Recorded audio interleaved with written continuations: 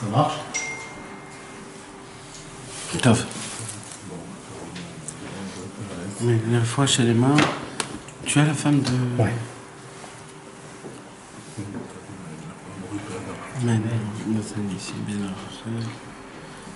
Daniel Ben Devorah. Abraham Ben Messouda, David Ben Bena.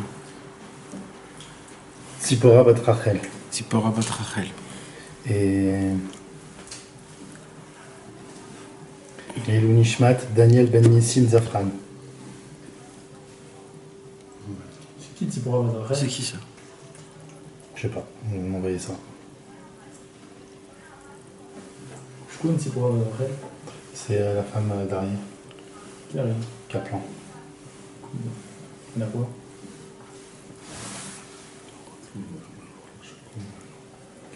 Ouais. C'est qui t'a envoyé ça?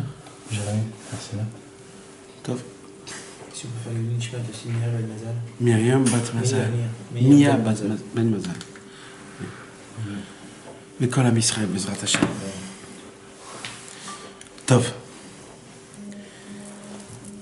Alors, comme je l'ai dit le cours dernier, je le répète et je le dis encore une fois, ce cours-là, on est plus ou moins dans un nouveau contexte de l'histoire, parce que là, on part dans une autre histoire, dans l'histoire même. Et après, on verra le lien. C'est là où Rabbi Nachman, il raconte, et il dit, il était une fois un marchand extrêmement prospère, qui faisait du commerce dans le monde en entier. Il avait un fils unique. Le marchand était vieux. Un jour, le fils déclara à son père, « Étant donné que tu es âgé, et moi je suis jeune, or, tes gens de confiance ne font pas attention à moi. Un jour tu mourras, je resterai seul, et ne saurai pas quoi faire. Confie-moi donc un navire et des marchandises, j'irai sur la mer et deviendra habile au commerce. » Comme ça commence l'histoire, dans l'histoire du roi et de l'empereur. Pourquoi Rabbeinu nous raconte cette histoire? Parce qu'on va voir que ce prince-là, après il va rencontrer la fille de l'empereur. Donc il commence à nous raconter cette histoire. On a parlé le cours dernier sur le marchand. On a parlé du marchand. C'est qui le marchand? C'est le tzaddik. Ce qu'on peut appeler de la marchandise, c'est de la Torah, des conseils, des visions, de façon de voir le monde, des conquêtes, des paroles, des conversations. Et là, on ne parle pas d'un petit marchand, on parle d'un marchand qui faisait du business dans le monde en entier. Ce n'est pas un petit businessman. On parle d'un marchand d'une grandeur comme on ne peut même pas s'imaginer. On a parlé de ça le cours dernier, toute une heure et demie, que du premier mot. On a parlé de Ve'aya socher gadol muflag me'od. C'est-à-dire c'était vraiment un très très grand marchand, et sa marchandise, elle marchandait dans le monde. Si sa marchandise marchandait dans le monde, c'est qu'elle valait beaucoup. On a parlé de la façon c'était quoi sa marchandise, qu'est-ce qu'elle faisait, est-ce que les gens allaient voir cette marchandise, est-ce que les gens n'allaient pas voir cette marchandise. On a donné une parabole qui est énorme, qui est écrite dans beaucoup de livres, sur la marchandise de Moshe Rabbeinu quand il a donné la Torah et les mitzvot. Parce que nous, on sait que Moshe Rabbeinu, il a donné les 10 commandements au mont Sinaï. Mais on ne sait pas quand Moshe il a donné les 613 mitzvot et toutes les explications de comment il fallait faire. C'était pas sur le mont Sinaï. C'est après Moshe Rabbeinu, il est redescendu, il s'est assis avec le Ham Israël et il a commencé à expliquer Mamash, tout la Torah, Mamash, tout ce qu'on connaît jusqu'à aujourd'hui. Et il y a une parabole qui raconte qu'il faut s'imaginer un énorme marché. Un énorme marché que chacun, il te propose sa marchandise. Et chacun, il te dit que sa marchandise, c'est la meilleure au monde. Mais en vérité, il n'y a qu'une seule marchandise qui est meilleure au monde. Maintenant, le Nyan, c'est de la trouver. Et on a dit comment on peut la trouver. Alors, on a dit que de base, là où il y a de la foule, Là où les gens ils vont prendre la marchandise, c'est pas là-bas que ça se passe. Normalement, ça se passe où? Là où il n'y a pas de foule. Parce que la Torah d'Hachem, c'est une Torah qui est simple. Et les gens n'aiment pas la simplicité. Ils aiment tout ce qui est brillant, tout ce qui est criant, tout ce qui est... Donc les gens, ils aiment là où c'est faux, malheureusement. Et là où c'est vrai, j'ai pas besoin de donner des preuves, c'est la vérité, vous achetez, vous allez voir...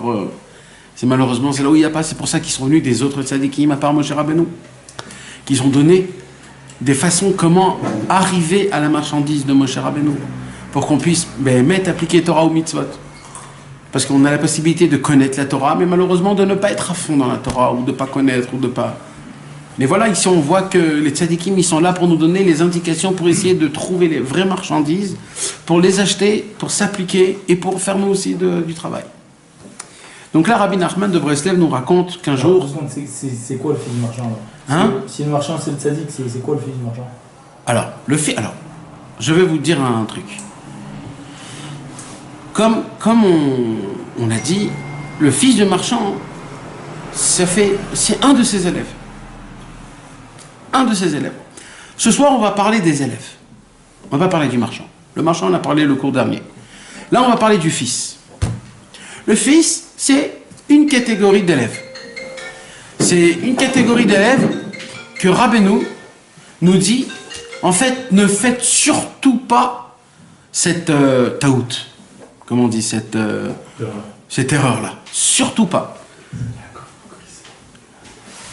Et là,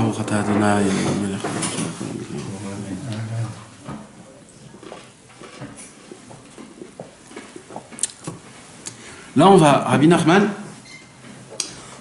va nous indiquer, salut, un exemple de ce qu'un homme, Chas v'Shalom, il peut faire dans sa vie, et il peut se tromper d'une tromperie qui est énorme.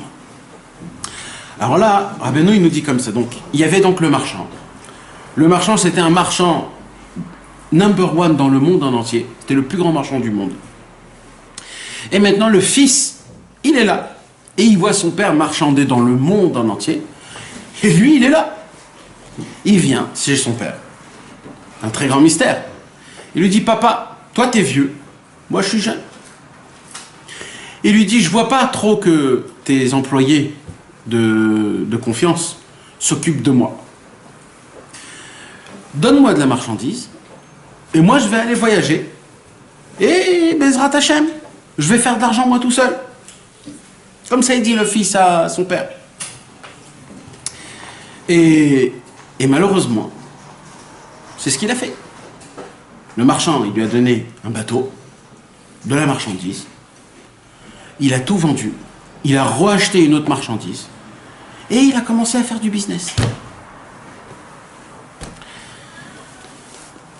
C'est qui ce fils-là? Alors, écoutez bien ce que je vais vous dire. Vayayom vayasocher gadol muflag meod vayalo masau matan bechol haolam. Masau matan. Il avait du business dans le monde. C'est quoi Massa ou Matan? Massa, c'est-à-dire supporter.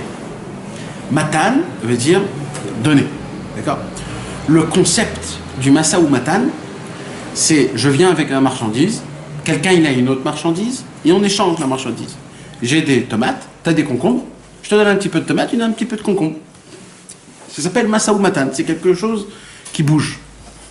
Rabbi Nachman a dévoilé une Torah en entière sur ce point-là du Massa ou Matan dans la Torah 54, en disant que le Massa, c'est le tzaddik, et Matan, c'est le Ham Israël. Pourquoi? Parce que le tzaddik supporte tout le Ham Israël. Il y a écrit brachot, les roches tzaddik. Ça veut dire, toutes les brachot qu'il y a dans le monde, c'est qui les tient dans sa main? C'est le tzaddik, c'est les tzaddikim. C'est d'ailleurs la raison pour laquelle on va chez les tzaddikim recevoir une bracha. Pourquoi? Parce que la bracha, c'est les tzadikim qui ont la bracha. Et les tzadikim, dont on apprend ça dans notre paracha de la semaine. Lech lecha, vayera, chayesara, ve'avacha, mevachecha, ve'orerecha, aru. Dans la paracha qu'on a vu, Yitzhak est béni Yaakov, tout homme qui te bénira sera béni, tout homme qui te maudira soit maudit. Et en plus de ça, il lui a dit, je te donne les brachot tout dans tes mains. Et tous ceux que tu béniras, il aura la bracha. Et il y a un drouche shalem dans ça, que Avraham, Yitzhak et Yaakov, ils ont reçu ça, mamash d'Akadosh Baruch Hu. La première fois, c'est de pouvoir avoir le pouvoir de bénir quelqu'un. Normalement, bénir quelqu'un, ça appartient qu'à Dieu, normalement. C'est Dieu qui a tout. C'est Dieu qui a le ciel et la terre. C'est Dieu qui a la parnassa qui a tout. Donc c'est Dieu, normalement. Eh ben non, il y a, dans la paracha de Lech Lecha Vayera Chayesara Toldot, on voit que le premier qui a reçu la force de bénir, c'était Avraham Avinu. Pourquoi? Parce qu'il était bon. Avraham a donné à Yitzhak, Yitzhak a donné à Yaakov. Il y a un drouche shalem, c'est que tout le juif, c'est par rapport à la bracha. Un drouche en entier, que tout, c'est ça que nous on dit Shalom Aleichem, c'est une bracha qu'on fait. Pourquoi on dit Shalom Aleichem? Parce que c'est comme un signe d'Avraham Avinu, paix soit à toi. Ça vient des juifs, le fait de bénir quelqu'un. Chez les goïms, les vrais goïms, il n'y a pas. Ils ont des autres mots à dire. Par rapport à leur tavot, on boit un petit coup ce soir, un petit truc comme ça, des choses comme ça. Mais le vrai Inyan, c'est Shalom Aleichem, ou c'est des choses comme ça. Ça veut dire c'est que des bénédictions. Et c'est ça le signe distinctif d'un juif, c'est quelqu'un que sa bouche est remplie toujours de bénédictions. Donc on voit que le massa, c'est qui? C'est le tzaddik. C'est-à-dire c'est qui nous supporte en vérité? C'est qui nous porte? C'est le tzaddik qui nous porte. Pourquoi? Parce que le tzaddik, il y a écrit tzaddik yesod olam. Le fondement du monde, c'est le tzaddik. Comme ça, il a dit Shlomo Ameler. Et le tzaddik, c'est quoi? C'est celui qui va toujours essayer de venir en ta faveur. C'est lui qui va toujours essayer de te faire pousser pour essayer d'avancer dans le service divin. C'est lui qui va tout faire pour que on ne s'endort pas dans notre vie. Pour qu'on n'essaye pas de se laisser aller et d'oublier le but pour lequel on est venu dans ce monde. Donc le tzaddik, c'est comme un coacheur. Ça s'appelle Massa. Ou Matan, c'est quoi Matan? Faire des échanges, donner. Nous, c'est nous. Nous, quand on reçoit du tzaddik, ce qu'on reçoit, on doit faire avec ça, on doit donner. On doit prendre sa marchandise et faire avec du travail. Ouais, c'est ça. Mais c'est une Torah en entière. Donc c'est pour cela qu'on dit que... Hein, non, Nundalet. Rabbeinu, il parle... Ouais. Dans la Torah du Zikaron. Ouais, là-bas, Rabbeinu, il dit le Massa et le Matan. Le Massa et le Matan. Attends, 2 secondes, tu m'as mis... Non, tu m'as mis un petit... Non, mais ça se peut que je me trompe. Ouais, Nundalet, Torah Nundalet. Et Bekitsour, ce qui se passe donc de là, que Rabbeinu, il nous dit que le socher, c'est-à-dire le marchand, il faisait du Massa ou Matan. Donc Rabbeinu nous a donné un petit remèze de c'est quoi cette histoire. Et cette histoire, en fait, va nous parler du Massa et du Matan. Ça veut dire du tzaddik et de l'élève. Donc, le fils de ce marchand, c'est un élève du tzaddik. C'est un petit peu nous tous. Nous tous, on veut se rapprocher de Dieu. On veut se rapprocher de la Torah, de l'application des mitzvot. On veut être un vrai serviteur de Dieu comme il faut, comme Akadosh Baruch Hu nous le demande. On a besoin pour ça des tzadikim qui nous donnent des conseils applicables, des conseils qui sont mis à jour, qu'on puisse par rapport à ça essayer d'avancer. D'accord? En vérité, ce cours, on peut l'expliquer de plusieurs façons, en vérité. Mais ça serait plus facile de l'expliquer en thème de Rabbi Nachman, parce que Rabbi Nachman a dévoilé ce conte. Et apparemment, si c'est lui qui le dévoile, apparemment, il parle de lui-même. Donc Rabbeinu, en fait, il a un message codé, en nous parlant ici, en nous disant, voilà, j'ai un message codé, je vais vous le dire. Maintenant, on peut l'expliquer d'une autre façon, de quelqu'un qui est en pleine recherche, qui ne sait pas ce qui se passe. Mais si on l'explique par rapport à Rabbeinu et par rapport à ses élèves, ça sera beaucoup plus facile, le message passera beaucoup plus... Mais on peut l'agrandir sur le message. Mais Bezrat Hashem, on verra comment ça rentre et de quelle beauté commencer. Et là, il dit Rabbeinu, regardez comment il vient devant chez son père. Il vient devant chez son père, et le premier mot qu'il dit, c'est quoi? Ba'asher she'ata zaken. Il vient chez son père, le plus grand marchand du monde, lui tout jeune, et il dit, papa, puisque tu es vieux, ça se dit pas. Ça se dit pas. Mais on va dire, viens, on reste froid. D'accord? Lui, il se dit, j'ai peur de mon avenir. Je vois que mon papa, il devient vieux, il est plus... Peut-être que maintenant c'est le moment de venir. Et il vient, il lui dit, peut-être tu es vieux. En expliquant de la manière que déchiffrait Rabbeinu, on parle d'un élève qui connaît le marchand, qui connaît toutes les marchandises du marchand. Il a même marchandé avec cette marchandise. Ça veut dire, on parle de quelqu'un, on va dire, qui a cherché dans sa vie un maître. Et qu'il a trouvé le maître. C'est pas juste un Talmid Chacham. Ça se peut que c'est même pas un Talmid Chacham, mais c'est un Oved Hashem. C'est-à-dire, c'est un monsieur qu'il a entendu, il a appliqué les conseils qu'on lui a donnés des tzadikim, il a tout fait ça. Il a fait. C'est pas un monsieur qui connaît pas, c'est un monsieur que tu peux lui parler de tout. Il va te dire, oui, je connais, c'est écrit là, c'est écrit ici, Rabbeinu il a dit comme ça, c'est écrit ça. Mais en connaissant tout, il vient chez son père, il dit, papa, t'es vieux. C'est quoi, t'es vieux? Vous savez, le Baal Shem Tov, il donne un remez que toute notre vie, on doit se le mettre dans notre tête. C'est tout ce que tu vois chez ton prochain, en fait, c'est toi que tu te vois. Ça veut dire que quand tu vois que ton père est vieux, en fait, c'est toi le vieux. Quand tu vois que quelqu'un, il t'embête parce que c'est un menteur, dans le ciel, on veut te faire montrer que c'est toi le menteur. En fait, on te fait montrer comment tu es. Ben voilà.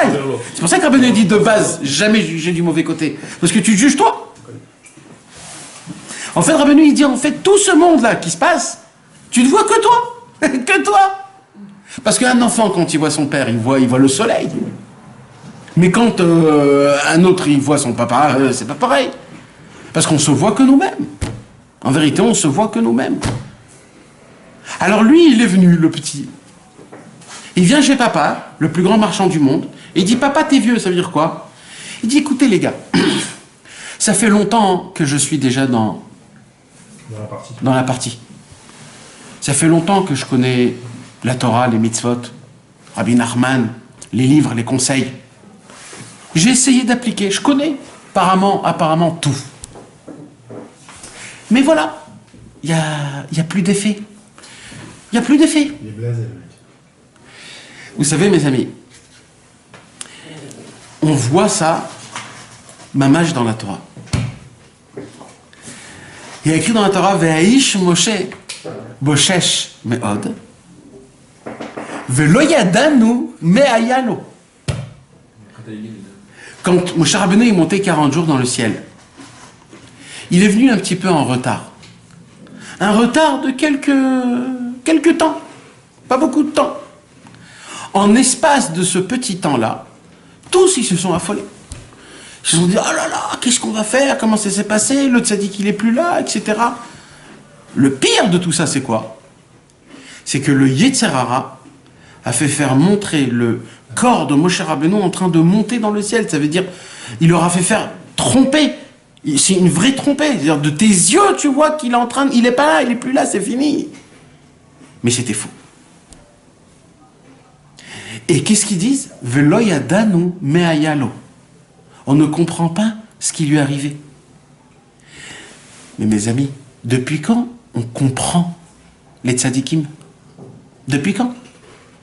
C'est quand que tu as eu une pensée que tu crois que tu peux comprendre le tzadik?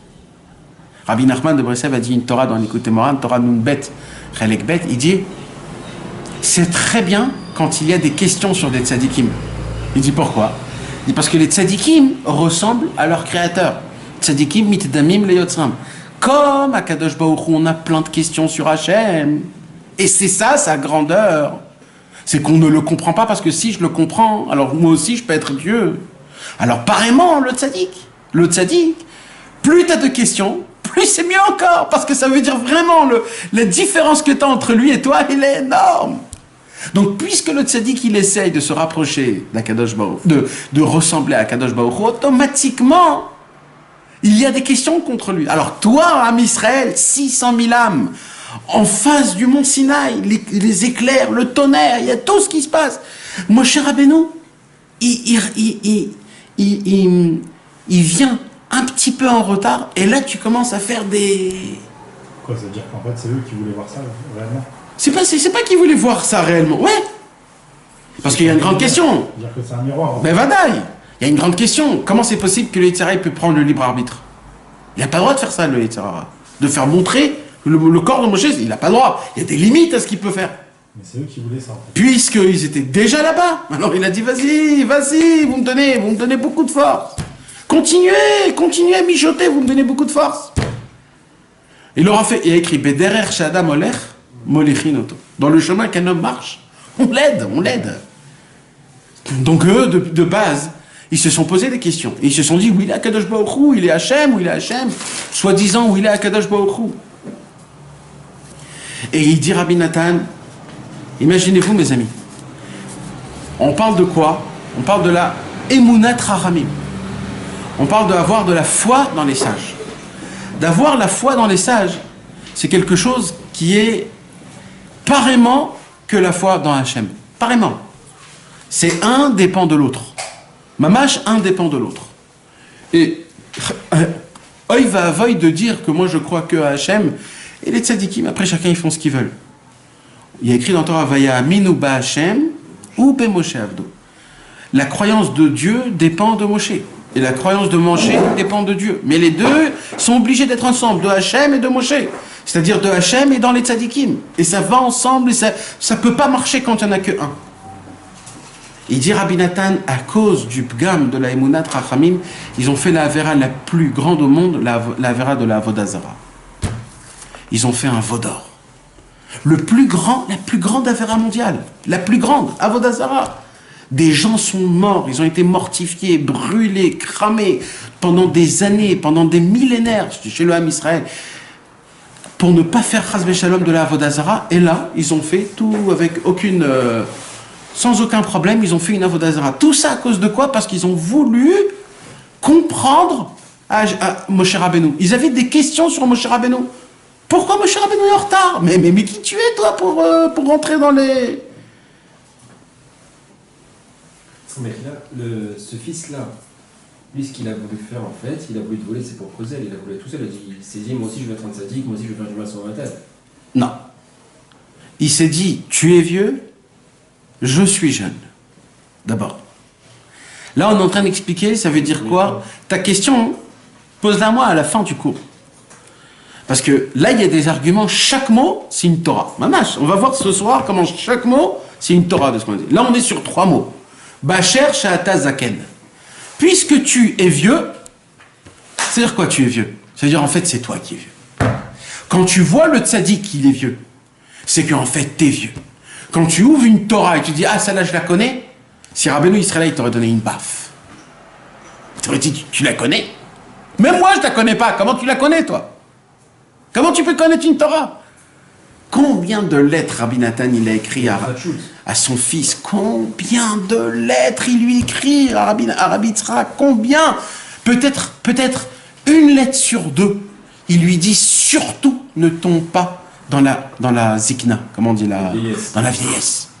Surtout ne crois pas que tu comprends, que tu connais mes paroles. Vous savez, si vous regardez les lettres de Rabbi Nathan, il y en a à peu près 350, 400 lettres à peu près, un truc comme ça.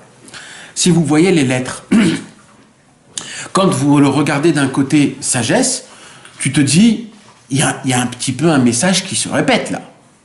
C'est quoi? C'est n'aie pas peur, aie confiance à Dieu, et la émouna dans les tzadikim, sois content que tu es proche du tzadik, et le reste tu laisses dans les mains d'Hachem. Mais Rabbi Nathan l'a répété pendant 20 ans, parce que ça fait 20 ans les lettres. Pendant 20 ans, il a le même disque qui tombe. Et il lui dit, et crois-moi, si je vis encore 1000 ans, je te le répéterai. Parce que pour moi, il dit Rabbi Nathan, ils sont encore tout neufs.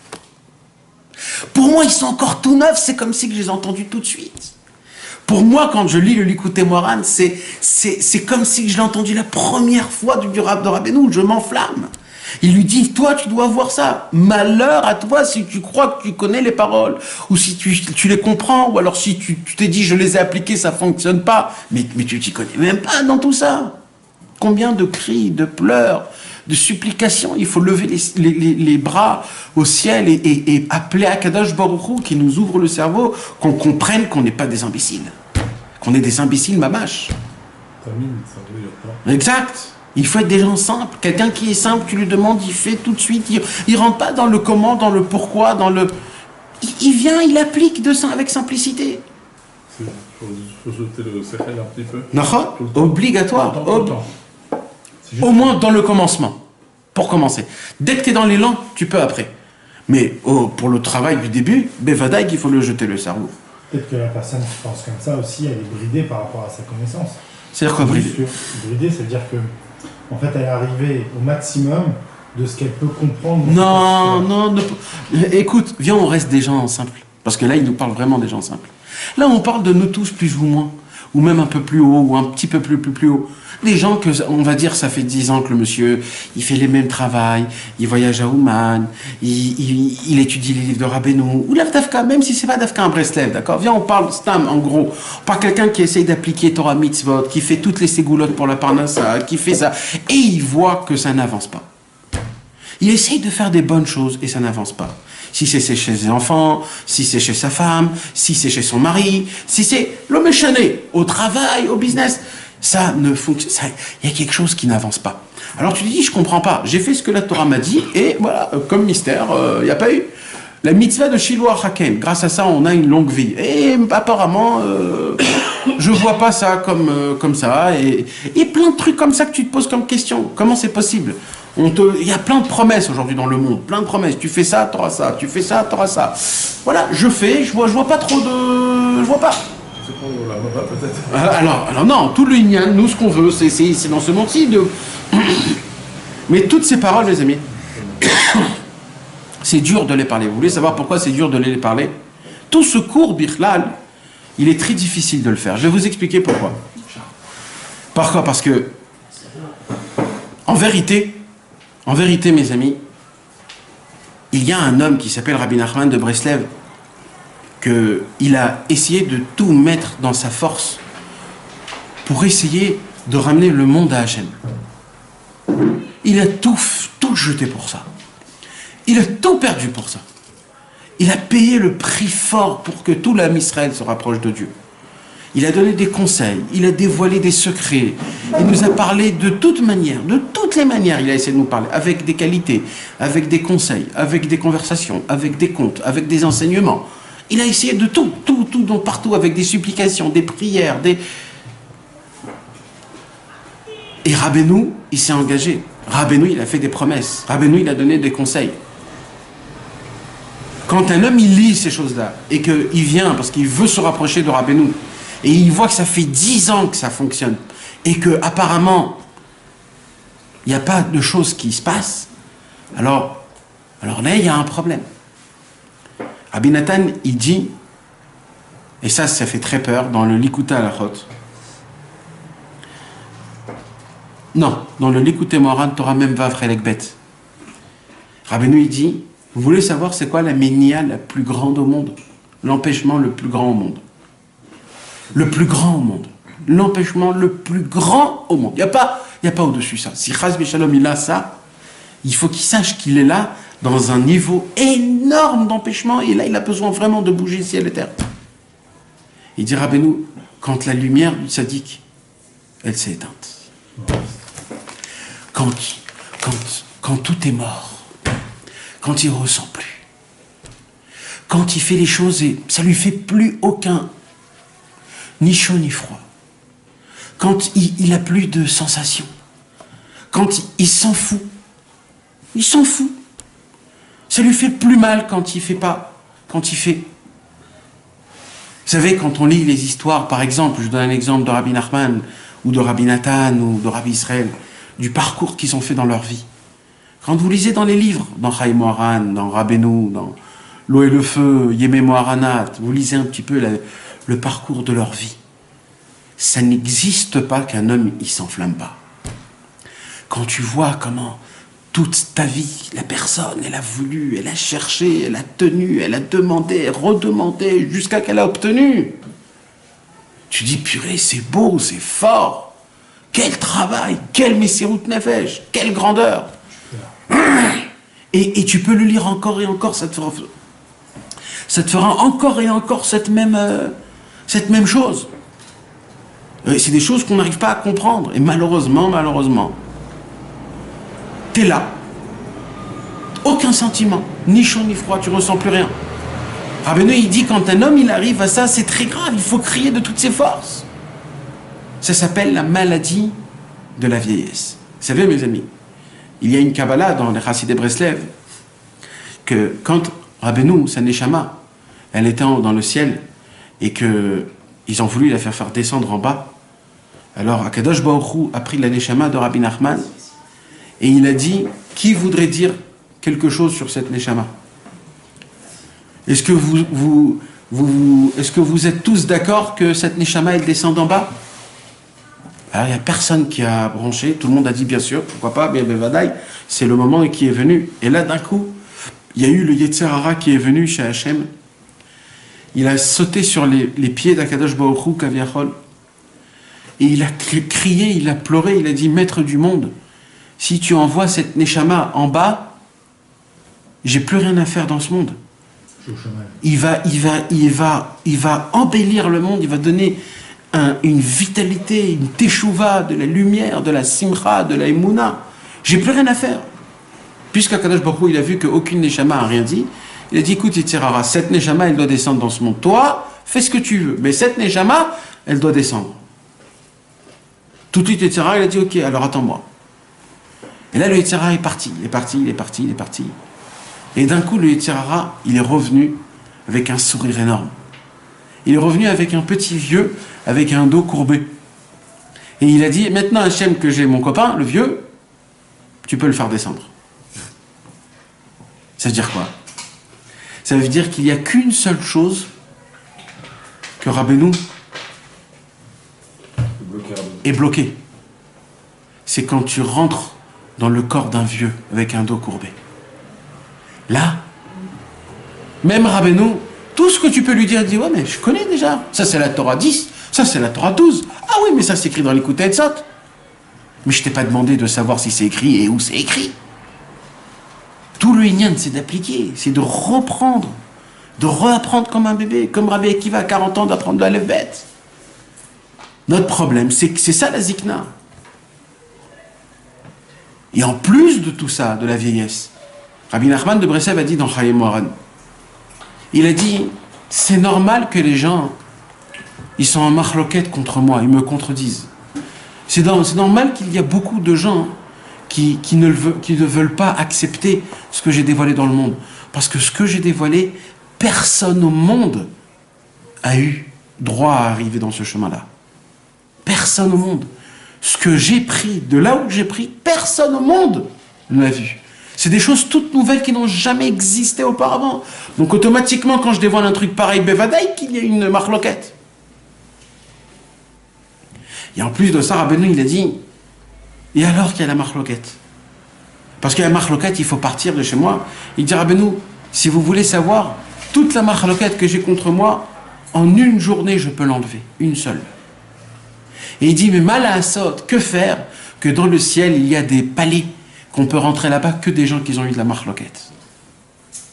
Alors oui, mes frères, Rabbi Nachman, quand il est revenu d'Eretz Israël, il a dit à ses élèves, je vais vous donner un cadeau.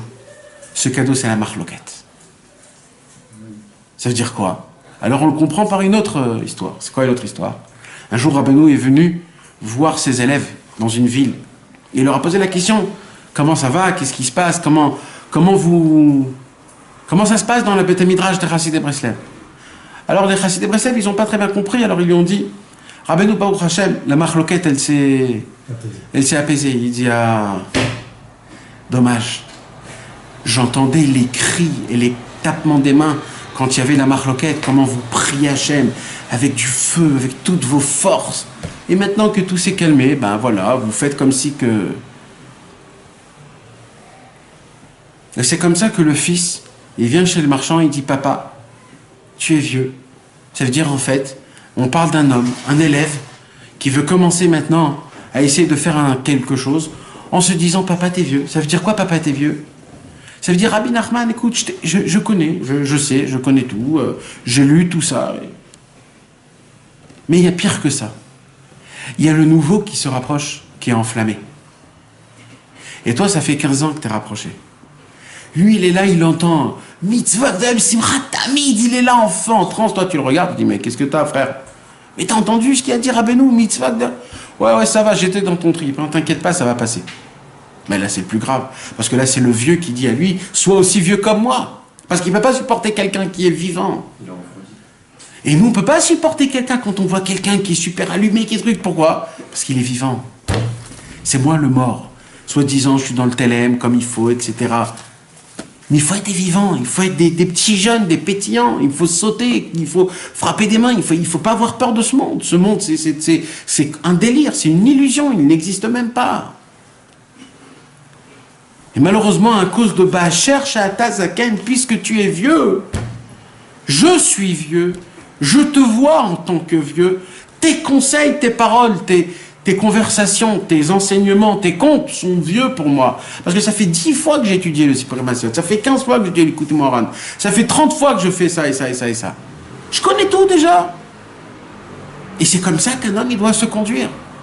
Un homme, il doit se reprendre depuis tout le début, crier des Teilim, écouter de Philote, essayer d'aller au Kotel, prier Hachem, demander, supplier, encore et encore, que je ne tombe pas dans la vieillesse. La vieillesse, c'est la chose la plus grave qui existe au monde. Vous savez, c'est quoi la vieillesse? C'est l'eau froide.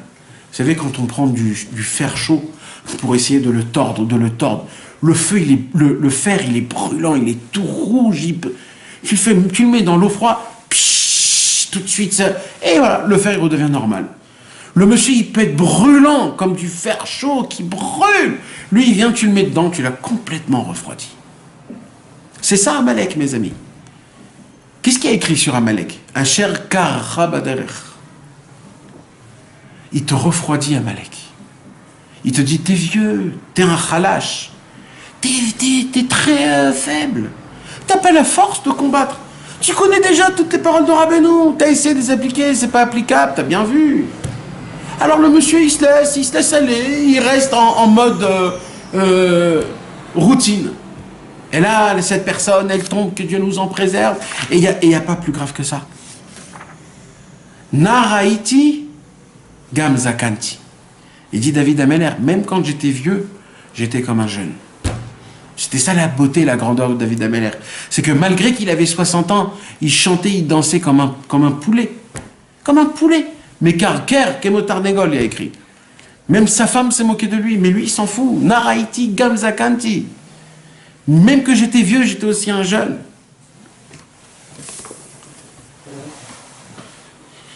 Le problème, quand un homme, il se pose la question, ok, je suis tombé dans la vieillesse. Mais comment un homme il peut tomber dans la vieillesse? Vous savez comment un homme il tombe dans la vieillesse? On sait une chose qui est très très importante. Rabbi Nathan l'écrit, Rabbi Israël, il a répété ça des centaines de fois, que Rabbeinu lui-même, maintenant qu'il est parti de ce monde, maintenant il se renouvelle encore plus et encore plus dans le monde. Et il y a un Zohar Mefourash sur Yaakov Avinu qui dit Yaakov Avinu Lomet. Ça veut dire quoi que Yaakov Avinu Lomet? Puisqu'il y a écrit dans la Torah. Il y a écrit dans la Torah. Ouais, mais ça veut dire dans la Torah, il y a écrit Vaïkveru Oto. On l'a enterré, alors quoi? Vaïechantu Oto. Il y a écrit Mamash, il y avait l'Alvaya et tout. Comment on dit qu'Yaakov Avinu Lomet? La Gemara, elle dit il est mort que par rapport à nous. Mais lui, il n'est pas mort. Lui, il n'est pas mort. Par rapport à nous, il est mort. Parce que nous, on ne le voit pas. Mais lui, il n'est pas mort. Lui, il n'y a eu aucune différence quand il est mort et quand il n'est pas mort. Et Rabbi Nachman de Breslev, Rabbi Nathan, a témoigné que les chidushim de Rabbeinu, même les chidushim de Rabbeinu se renouvellent. Même Rabbeinu lui-même, il se renouvelle. Le monde en entier se renouvelle. La Torah de Moshe, elle se renouvelle. Moshe Rabbeinu se renouvelle. Tout se renouvelle chaque instant. Le monde en entier se renouvelle. C'est d'ailleurs la raison pour laquelle on fait Shabbat. Pour faire montrer à Hachem que le monde s'est renouvelé et que voilà, maintenant il y a le repos. Il y a un Likuta à la Chot que je suis obligé de vous le lire parce que quand j'ai lu ça, moi ça m'a fait... Il dit Rabbi Nathan, dans le Likuta à la Chot, il Chot Kvod Rabo à la Chabet Seif Rafalef. Il dit Yesh Rebe Sheshmo Pele. Il y a un tzaddik que son nom c'est Pele. Comment on dit Pele? Une merveille. C'est une merveille. Et il dit, et pas juste Pele, Aflé va Fele. c'est une merveille de merveille. Chez Torato ve'etzotav hakdoshot em prinat plaot. Même sa Torah et ses conseils, ce sont des merveilles. Et Rabbeinu a déjà dit, Nishmati pele gadol, chidush kamoni lo haya baolam, ani pele ve'nishmati pele gadol. Moi, je suis merveille, et mon âme, c'est quelque chose de merveilleux que même moi, j'arrive pas à atteindre. C'est des choses qu'on ne peut pas comprendre. Ça, quand un homme s'éloigne du tzaddik, c'est là où il commence à devenir vieux. C'est quand il croit qu'il a compris. C'est quand il croit qu'il a déjà étudié. C'est quand il croit qu'il est déjà là-bas.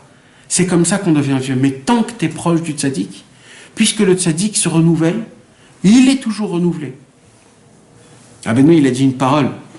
Rabbeinu, il a dit Ani zaken meod. Je suis très très vieux.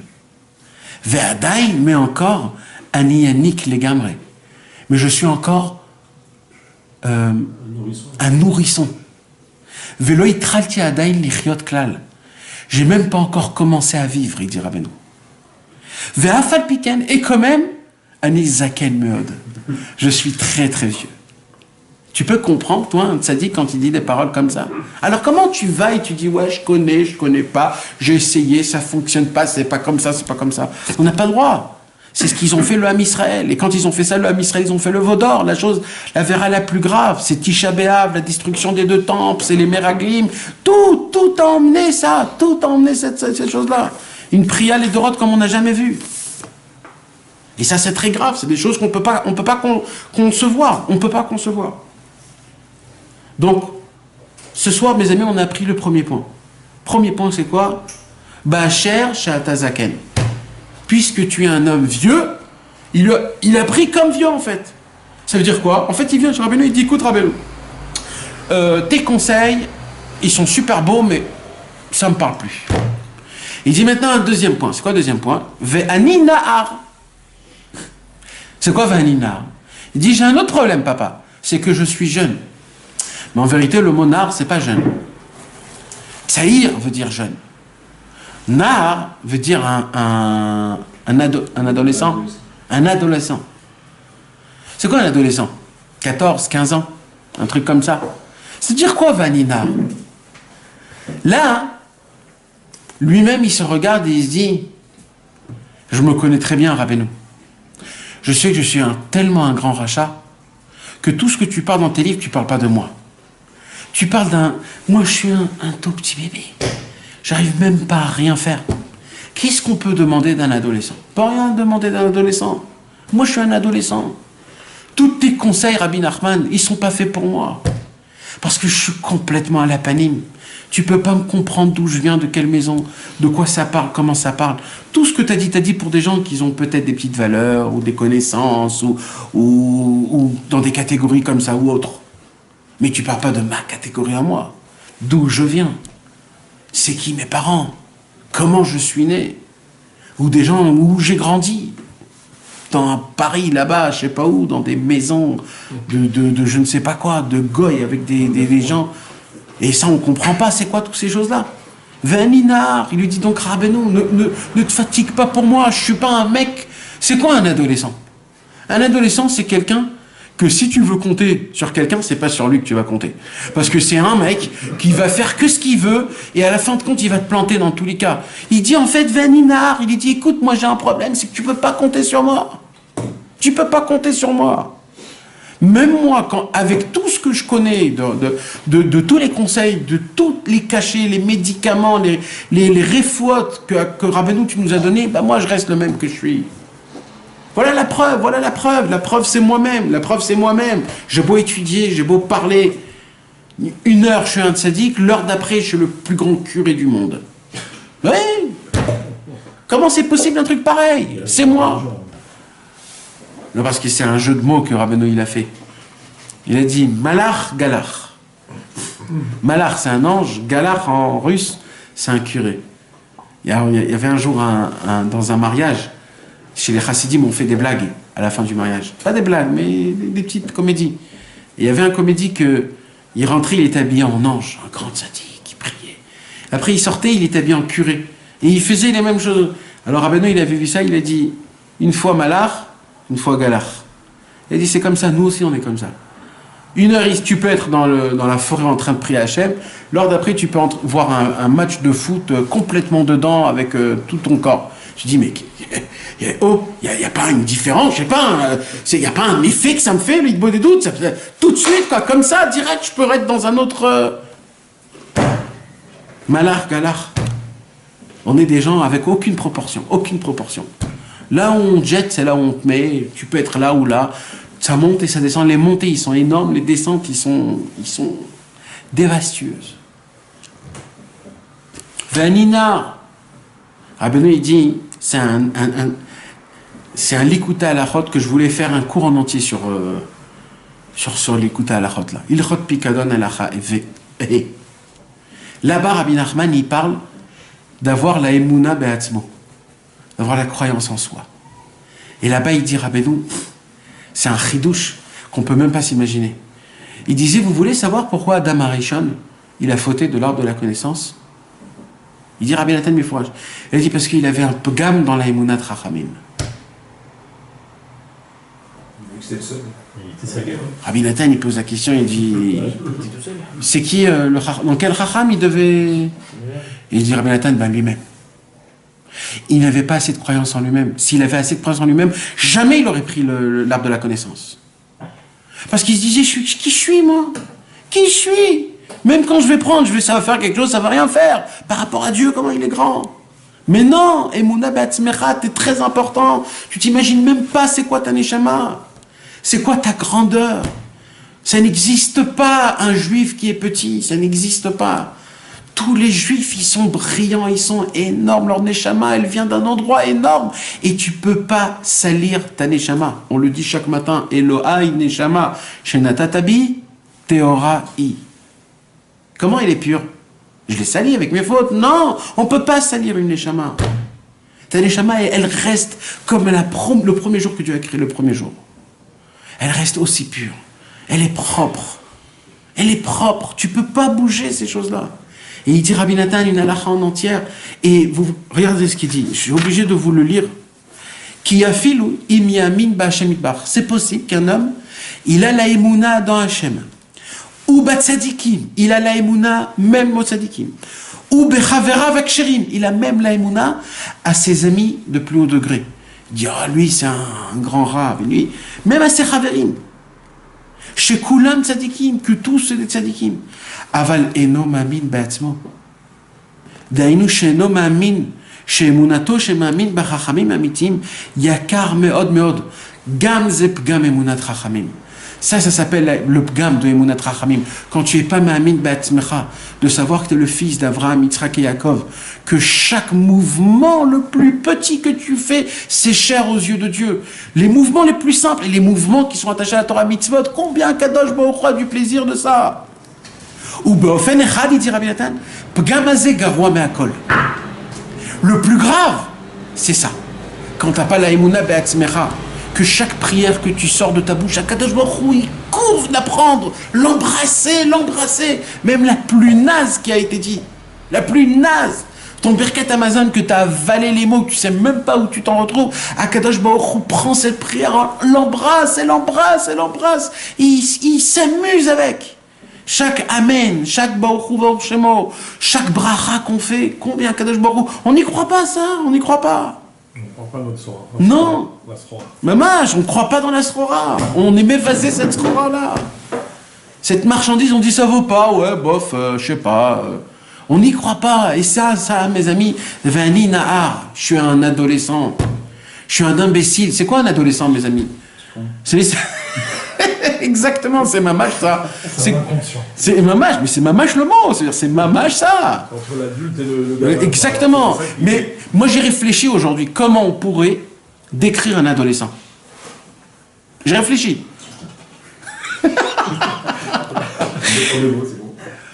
Et ben moi j'ai réfléchi, je suis arrivé à une peut-être je me trompe, mais moi je suis arrivé à c'est quelqu'un qui ne comprend pas les valeurs. C'est l'âge bête un peu. C'est l'âge bête, l'âge imbécile. Il ne comprend pas les valeurs. Il ne sait pas qu'est-ce qui est plus important que quoi. Il se voit que lui-même, que ce qu'il a envie. Donc un mec comme ça qui comprend pas les valeurs Bevada, il comprend pas, on lui donne des cadeaux exceptionnels. Il était têtu aussi. Il est têtu, il fait ce qu'il veut. Il voit pas ce qui est Béhémet, ce qui est bien, Béhémet, ce qui est important.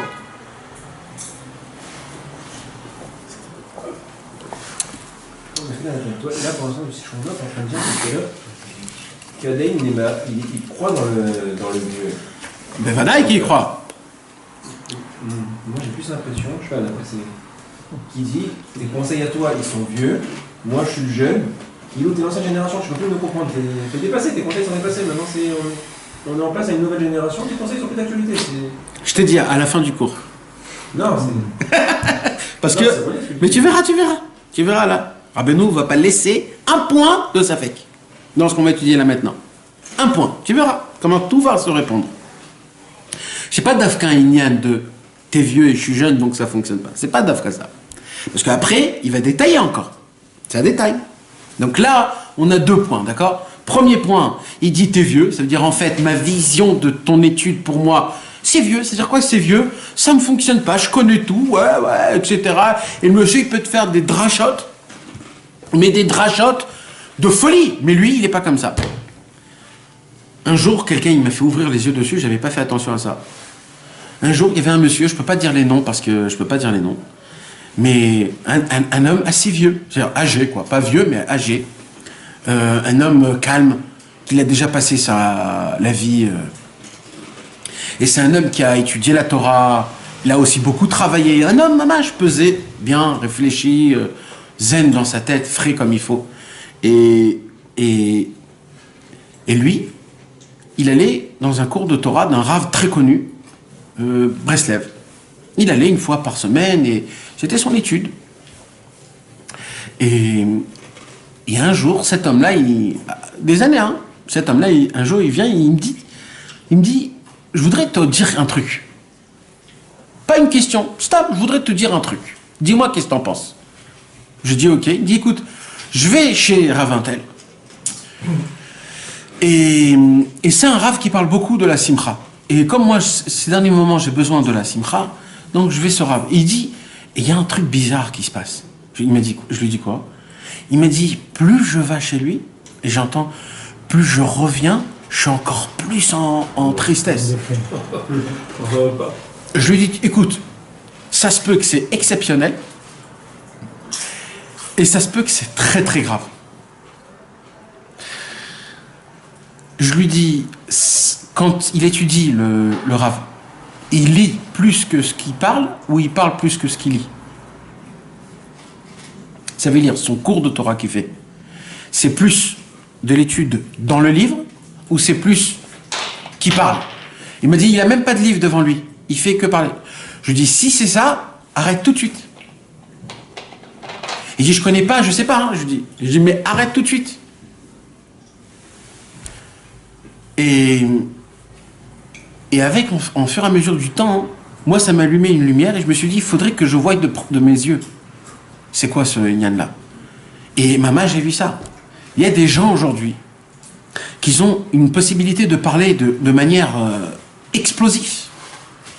Mais eux-mêmes, les paroles qui te disent, ils te font rentrer une atzvout, une tristesse, que tu peux plus supporter ça. Et ils te parlent de Simcha en tristesse, le mec. Mais comment c'est possible? Et toi, tu ressors là-bas, tu te dis, mais jamais je vais y arriver, moi, jamais. Et ça, c'est très grave. Ça s'appelle vieux. Le monsieur, il est vieux. T'es vieux. Peut-être quand t'étais jeune, quand tu parlais, tu donnais de la simcha. Mais ça y est, maintenant, il faut te renouveler. Il y a des gens qui gardent le même discours chaque fois. Mais tu peux pas comme ça être un mashpia. Tu peux pas. Il faut être quelqu'un de nouveau. Rabbeinu, il a dit, ne m'amenez pas des vieux.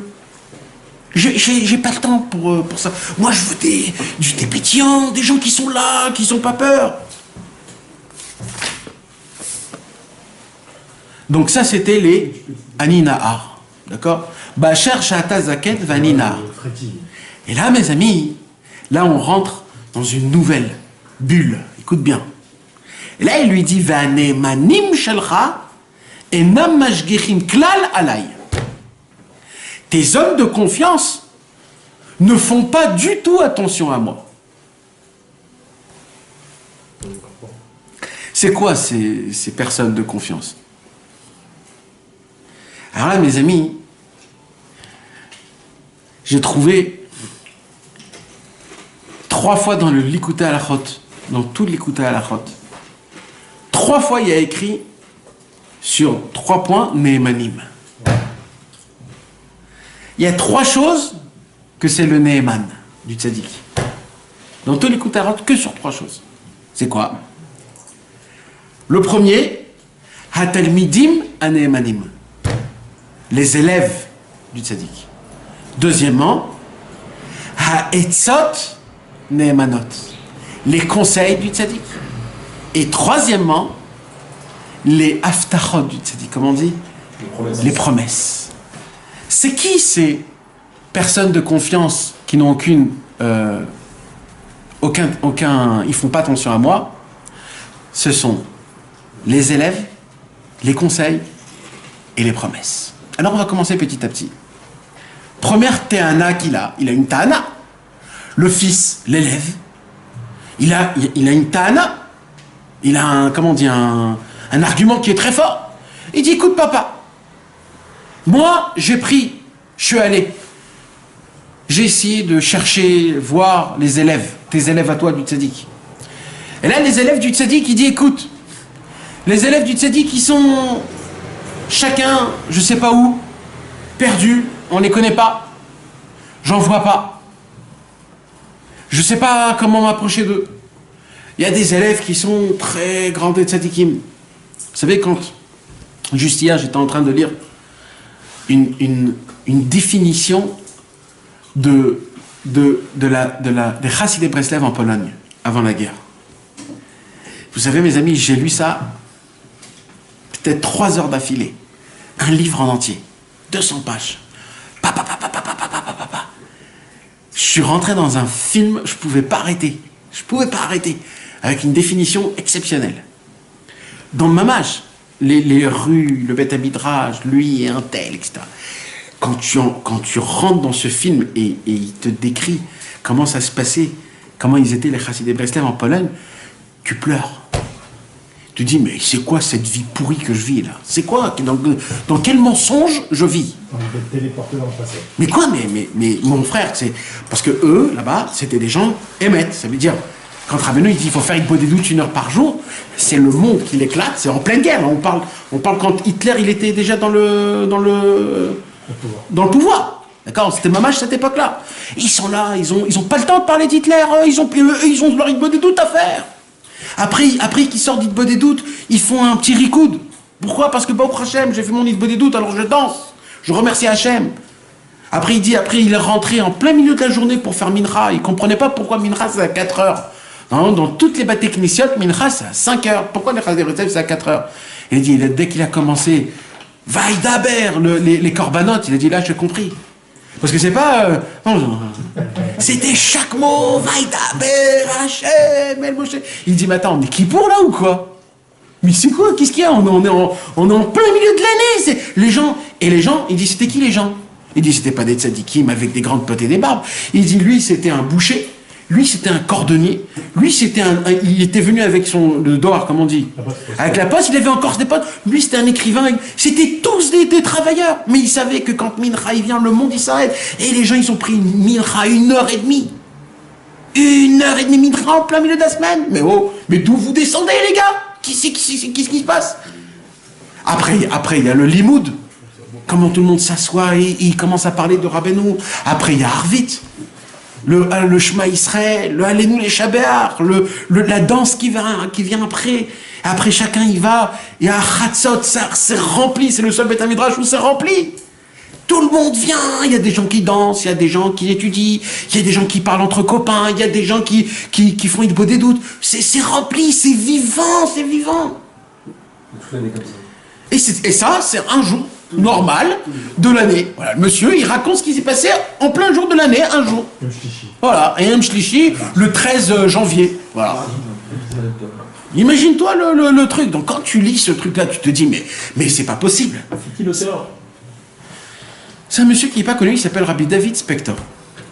Il a écrit un livre qui s'appelle Sipur Mevakshei Hashem. C'est écrit d'une manière super... Ça va se lever la main? Ouais. Il est niftar déjà, très longtemps. Et son père, c'était le Rosh Yeshiva de la Yeshiva là-bas. C'était un grand. Hein? Rabbi Elchanan Spector, ouais. C'était son père. Alors, il y a un livre qui s'appelle Ginza Abba. Ginza Abba, là-bas, il y a un livre où tout le livre, c'est 300, 400 pages. Il parle de tout, comment il s'est rapproché en histoire. Qu'il avait un copain, ce qu'on peut lui rappeler. Alors, Mamash, les conversations, on envoie les conversations. Lui dit. Mamash, toute une conversation. Son père, c'est l'un des seuls qui a accepté même chez les Lidaïm. Nahon, il a écrit plein de livres. Nahon. Et Rabbi Elchanan, alors lui, non, il est connu. Le monde entier connaît Rabbi Elchanan Spector. Ouais. Et Rabbi Elchanan et son fils, donc, Rabbi David Spector, lui. Et Mamash, tu te dis, qu'est-ce que c'est ça? Donc tu te dis, quand je vois ce qui s'est passé, aujourd'hui il n'y a rien, je ne peux pas me rapprocher de toi. C'est ça qu'il lui dit en fait là. Là il lui dit, Rabbeinu, pardon que je te parle, mais quand tu es parti de ce monde, tu n'as pas laissé de successeurs. Tu as laissé que des élèves. Maintenant les élèves, il y en a plein. Chacun il fait ce qu'il a envie. Chacun il parle de ce qu'il veut. On sait qu'il y a beaucoup de gens qui roulent, qui nous... Mezouyav, comment on dit? Qui nous fait des imitations d'après Rabbi Nachman de Breslev ou d'après... Il y a plein d'imitations. C'est très difficile de trouver des élèves mamages que je peux. Mais en fait, c'est faux de dire des paroles comme ça. C'est faux. Parce que Rabbi Nachman, il a dit... C'est faux, mais c'est des questions de prénom, mais qu'on se pose un peu tous. C'est pour ça que je l'étudie, ça. C'est pour ça que Rabbi nous l'a écrit. C'est que c'est faux. C'est faux. C'est faux. Non, mais c'est des rigachotes, je sais pas, j'imagine que tous les travailleurs, on le passe tous des fois dans ces rigachotes. Écoute-moi bien ce que je vais te dire. Rabbi Nachman a fait exprès de laisser les générations d'après lui sans successeur, de manière que tu sois affolé et que tu cherches à tout prix des élèves ou un élève ou des chaverim qui puissent te renforcer, te reflammer ta flamme. Parce que ça fait partie du ripous. C'est ça la recherche. Tu dois toujours chercher. Tu ne dois pas être en mode j'ai mon rave, j'ai ma kihila, j'ai l'école, mes enfants sont bien placés, ma femme est bien placée.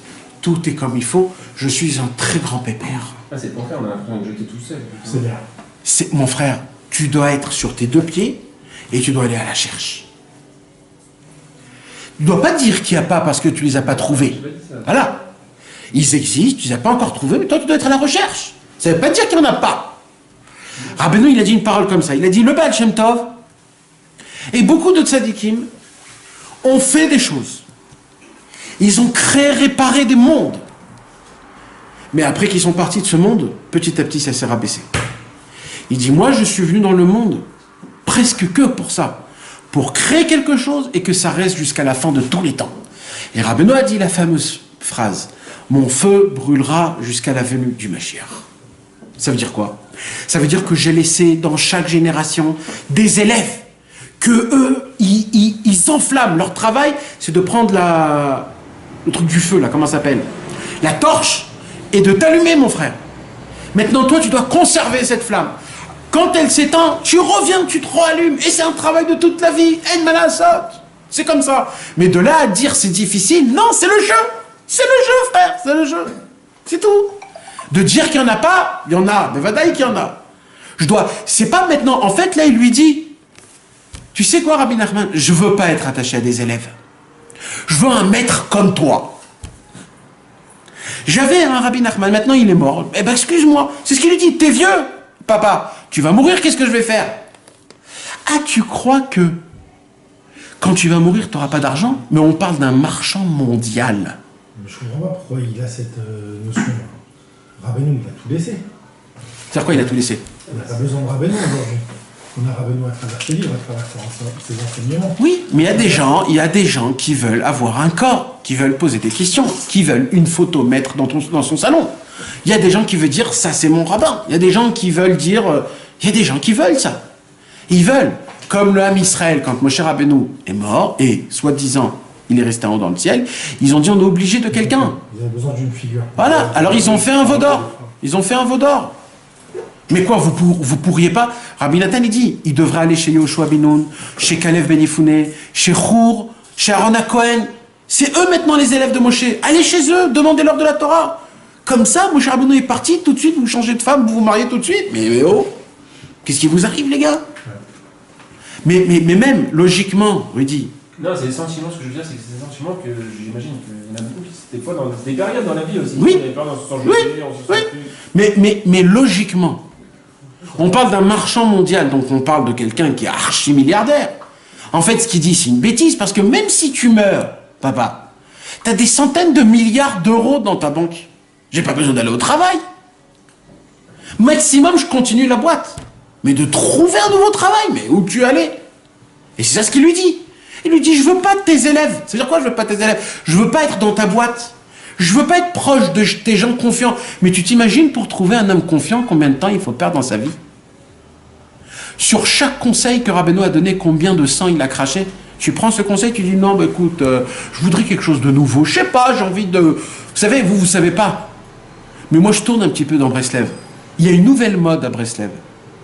C'est de trouver des nouvelles chitotes, comme on dit, comment on appelle ça, des chitotes. Des explications. Non, hein, des nouvelles, des sortes de tendances. Ça veut dire d'aller faire une sidna, c'est-à-dire comment on dit une sidna, une conférence. Pas une conférence. Tu sais qu'il y a des gens qui se savent tous comme ça et on parle et il y a un monsieur qui leur dit. Des coachs, de faire des trucs de coach, des coachings. Il y a des nouvelles modes de coaching, de faire des doutes, 11 cours. À la fin, on va dans un midbar, on reste là-bas, on parle. C'est une nouvelle mode. Parce qu'il y a des gens, ils en ont marre qu'on leur dit, va parler à Hachem. Alors ils veulent d'une autre façon. On va découvrir, j'ai découvert la divinité de cette pierre. C'est des gens qui sont complètement délirants. Et ils en ont marre de ce qu'on leur parle. Alors ils goûtent là-bas, ils vont là-bas. Quand il y a un petit foufou qui commence à dire des choses, ils sont tous éblouis. Mais pourquoi on est obligé d'embellir les choses? La Torah, elle est Torah Hashem Temima. Elle est simple, la Torah d'Hachem. Elle est simple. Temima. Elle est Tmimout. Il ne faut pas voir ce qui est... Et ça, c'est quelqu'un qui vient, il dit, écoute, tes élèves, moi je ne veux pas me rapprocher des élèves. Moi je veux me rapprocher du top, de toi. Mais comme tu n'es pas là, alors je veux me faire tout seul. Rabbeinu, il dit, tes élèves ne sont pas efficaces, Rabbeinu, il te dit. Parce qu'il y a des gens qui vont te dire, quoi, tu veux vraiment que des élèves? Mais moi je ne mets pas ma neshama entre des élèves. Rabbi Nathan, il a dit à la fin de mourir, quelques heures avant de mourir, mamash, il a dit le pshat dans la Mishnah, assez le harav, ou kene le haraver. Les maximes des pères disent, fais-toi un rave et achète-toi un ami. Il dit Rabbi Nathan comme ça, fais-toi un rave, et si tu n'arrives pas à te faire un rave, ou kene le haraver, achète-toi un ami. Mais en hébreu, kne, acheter, veut dire aussi kane. Kane veut dire la plume. Que la plume soit ton ami. C'est-à-dire ce que les rabbanim, ils ont écrit dans leurs livres. C'est ça tes amis. Donc c'est ça qu'ils nous parlent. C'est ça tes amis. Il nous reste ça. C'est ça nos amis. C'est qui tes amis? Ben, c'est l'écouter Moran, l'écouter Tzot, Sichotaran. C'est ça mes amis. Non, moi je veux pas de livre, moi. Moi je veux quelqu'un qui me parle. Hein? Pas mal de Rabbi Israël que quelqu'un de dévoile et de Rabbi Israël, j'ai pas d'amis. Il m'a dit prends l'écouter de Philot, c'est ton meilleur ami. Nachon. Après, il y a les conseils. C'est qui les Némanim? C'est les conseils. Combien de fois, mes amis, on essaye d'appliquer ce qui est écrit dans l'écoute Etzot? On essaye de faire ce qui est écrit, de lire l'écoute de Philot, de faire Idbo des doutes, de supplier Hachem, de se rapprocher de lui pendant 1 heure, tu supplies Hachem. Jamais tu as supplié 1 heure Hachem, jamais. Et là, tu vas une tu supplies Hachem. Et tout de suite après, tu rentres dans un nouveau film. Tu es dans ta vie normale. Tu rentres dans les problèmes d'argent. Tu t'énerves. Tu dis des gros mots. Tu redeviens le même mec que tu étais. Mais comment c'est possible? Alors quoi? Les prières, ils sont partis stam. Comment ça se passe? Vous savez ce qu'il dit Rabbi Nathan dessus? De quoi? T'es obligé de... Ce que tu es en train de dire, nous, on n'est pas comme ces gens-là en Pologne qui vivaient justement dans un espèce de entre guillemets, clan, qui s'entraidaient pour justement cultiver entre guillemets, cette Breslev-attitude. Ouais. C'est-à-dire que nous, ouais, mais c'est un peu ça. C'est-à-dire qu'aujourd'hui, nous, on est dépendants de nous-mêmes. C'est-à-dire qu'il n'y a personne, on n'a pas un copain à côté de nous, un voisin, un truc, on ne vit pas dans un petit ghetto, entre guillemets, qui nous permet de se renforcer comme les gens qui sont à la yeshiva. Les gens qui sont à la yeshiva ou au collège, même si le gars il n'y arrive pas en regardant son travers à côté ou en regardant son copain le soir, prier un peu plus, etc., ça te donne plus de force, tu vois ce que je veux te dire. Mais quand tu rentres chez toi tout seul, c'est là que le vrai travail commence. Parce que c'est entre tes mains, c'est-à-dire tu fais plus ton mytho avec les gens autour de toi. Crois-moi que le Yetzirara, il est aussi dans les yeshivot. C'est évident. Alors c'est vrai que c'est un autre Yetzirara, mais il y a aussi un Yetzirara. Non mais, ici il te dit quelque chose. Là c'est toi tout seul. Je vais te dire un truc, Jonathan.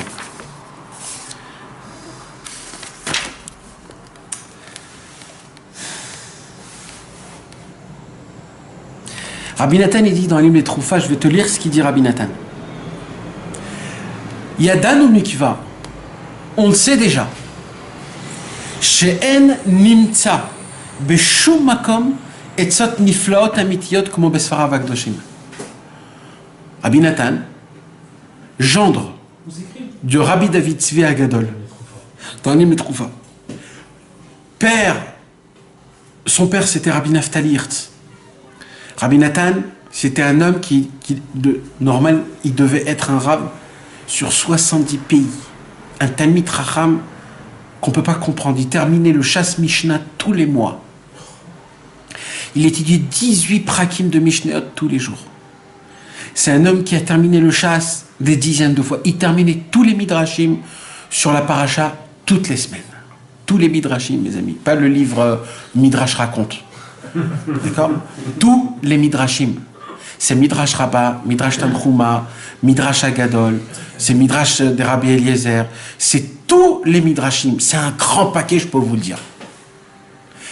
Rabbi Nathan, il avait une connaissance comme on ne peut même pas s'imaginer. Rabbi Nathan, il en a vu des livres. Et il dit, moi, je peux vous dire, il n'existe nulle part des conseils véritables, merveilleux et énormes comme dans les livres de Rabbi Nachman.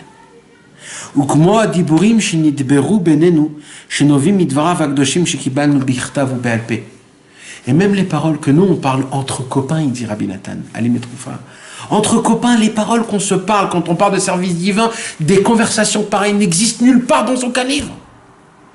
Quand deux juifs se rencontrent et parlent du même sujet, du but de ce monde-ci, du mal, de comment je vais faire pour me renforcer, pour pas tomber de ma émouna, j'ai des souffrances, j'ai des problèmes, Akadosh Baruch Hu me met dans une période où je me pose des questions, je me dis qu'est-ce que je vais faire, comment je vais faire. Tu trouves un ami, au lieu de lui dire comment ça va, qu'est-ce que t'as voté, tu lui dis dis-moi mon frère, t'as pas une petite parole comme ça, tu me renforces, tu me mets la pêche, que j'ai la émouna dans Hachem, que je l'aime Hachem, que je ne me pose pas de questions contre Dieu. J'en passe trop. Et là, son copain lui dit, mais comment c'est possible? Chaque seconde que tu vis, chaque seconde que tu parles, ta femme, tes enfants, toi, toutes ces choses-là, des cadeaux. Et là, ils se renforcent, et les deux se renforcent. Et là, il y a un feu, là, qui a... Ça, c'est une bombe à neutrons, ça. Ça, c'est une explosion totale. Des paroles qui sortent. Rabbi Nachman, il a dit, même si je suis dans le palais du Mashiach, quand je vois deux de mes élèves qui parlent d'Avodat Hashem, je laisse tomber tous les cieux pour descendre, pour me mettre avec eux. Il n'y a pas plus beau au monde quand il y a deux personnes qui parlent du Tahlit, du but de ce monde-ci pourquoi je suis venu dans ce monde. Tout ce qu'on passe, la maladie de la génération, la tristesse, la mélancolie, la lourdeur, de ne plus croire en soi-même. Tout le monde en entier, on est dans cette maladie atroce. C'est une maladie atroce. C'est une maladie, mes amis. Il faut en sortir de cette maladie. C'est une maladie. Il faut en sortir. Il n'y a personne. Vous savez, un jour, quelqu'un a posé une bonne question, un goy. Il a dit, comment ça se fait que les docteurs n'ont pas fait rentrer la maladie de la tristesse dans leur carnet de maladie? Comment ça se fait? Comme un rhume, comme un... Alors il a répondu. Il a dit apparemment à cette maladie il n'y a pas de médicaments, donc ils l'ont pas fait rentrer en mode malade. C'est quelque chose qui vient, qui parle. Si, contre la dépression. Après ça c'est nefesh, mais dans la réfoua normalement ça devrait être dans le normal, pas psychiatre, ça devait être dans le normal. Ils ont créé un truc psychiatre, après un délire encore plus fou qui rend fou tout le monde pour te faire croire qu'en fait tu peux sortir. Mais il n'y a jamais eu encore une personne qui a pris des cachets et qui est devenue normale. Je parle de dickon, hein. Je parle de dépression. Et alors comment on fait? Et Rabbi Nachman, il s'est grincé les dents, il a travaillé, il a comme c'est écrit, il a gratté avec ses ongles le parterre jusqu'à trouver le point essentiel de toute cette tristesse. C'est quoi? C'est le manque de foi. Avoir la émouna en Hachem, émouna dans le tzaddik, émouna dans toi-même. Les 3 points. Torah la Metzaï. Les 3 points. Quand on a la émouna, la foi en toi-même, que Dieu il t'aime, que tu t'aimes, que tout ce que tu crois que le monde il est comme ça et que lui il pense contre toi, c'est toi. Tout le monde t'aime. Ce monde est brillant. Tout ça que Kadosh Baruch Hu il a créé, c'est que pour toi. Et nous on le voit pas. Pourquoi? Parce qu'on ne l'applique pas. Et quand ça fonctionne pas, il y a un chidouche que Rabbi Nathan dit. Il y a écrit comme ça, Lama Boshesh Moshe. Pourquoi Moshe est tard? C'était ça en fait. Et tard, quand il n'est pas descendu du mont Sinaï. En fait, c'était quoi leur question? Il s'est attardé, tu veux dire. Pourquoi il s'est attardé? Pourquoi? Il est en retard. Il dit Rabbi Nathan, vous savez quel secret il y a dans ce mot-là? Il dit, un des nisyonotes les plus grands des gens qui veulent se rapprocher de Dieu, c'est qu'ils n'ont pas de savlanout. Ils veulent tout de suite devenir des tzadikim, ils veulent tout de suite devenir des balais à sagot, tout de suite. Même pour recevoir la Torah, il faut que tu attendes et que Moshe il soit en retard. Parce que c'est comme ça. Il n'y a rien à la minute près. C'est qu'en Suisse. Il n'y a rien à la minute près. Surtout chez les Juifs, il n'y a pas. Même le net, il y a des calendriers qui te disent là, des autres calendriers qui disent ça. Même ça, il n'y a pas. Il n'y a rien au point à la millimètre. Même Chatzot, il y a écrit Kar Chatzot. À peu près Chatzot. Il n'y a pas de truc. Non, lui, c'est quoi qui l'embêtait? Pourquoi Moshe n'est pas là? Il n'est pas détaillé. Il nous a dit 6 heures et c'est passé. Il faut savoir attendre. Nahon, surtout pour les bonnes choses.